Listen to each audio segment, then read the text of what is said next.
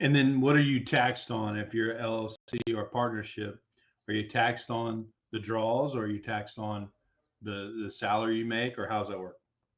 With sole proprietors, SMLLCs, you're not taxed on the draws. You're taxed on the net income bottom line that is recorded on your Schedule C, which is attached to your standard 1040 reporting. So it's the net income that gets taxed. Okay. Now, Richard, I just launched a business brokership. So people that are trying to sell their businesses, obviously they need to get their financials in order to make the transaction smoothly, timely, and it's also so people can make good educational decisions on whether that business is some business they want to get involved in. Um, we deal with a lot of people that are trying to save themselves on taxes, so their tax return for their business is not going to necessarily be what they actually earn when it comes to the net profits, right? So we do a lot of take backs, right? We're gonna put this back on, we're gonna put this back on, so we can show, right, especially if they want to do an SBA loan, because SBA loans are based on the tax returns. Mm-hmm. So if they're going to do an SBA loan, and the guy wants to come in and wants to take an SBA loan, but yet the tax returns don't justify it, or there's such a big gap they don't want to pay the difference, right? Um, so I'm dealing with a lot of those situations, and whatnot.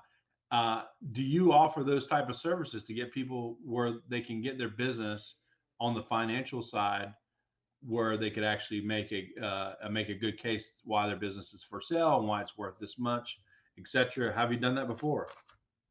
Yes, whatever kind of cleanup we need to do, whatever kind of categorization we need to do, yes, we work with that. Gotcha. That's Predominantly, awesome. what Kirkwall does is we have three, call it business groupings. One is the bookkeeping, which includes project basis, cleanup, and the ongoing subscription services.